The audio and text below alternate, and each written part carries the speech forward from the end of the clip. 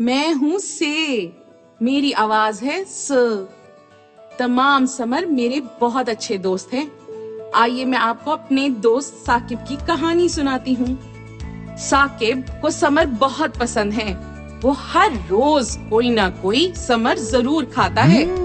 अम्मी जान कहती हैं, समर हमारी सेहत के लिए बहुत अच्छे होते हैं।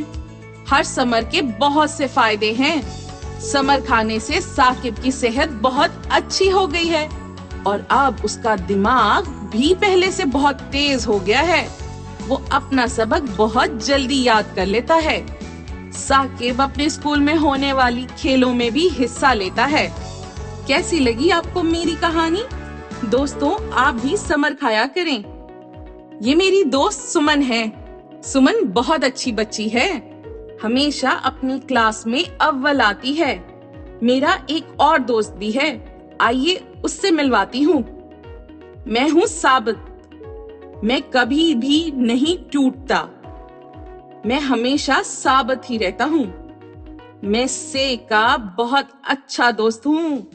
अगर आप भी मुझसे दोस्ती कर लें, तो मैं आपकी कोई चीज टूटने नहीं दूंगा।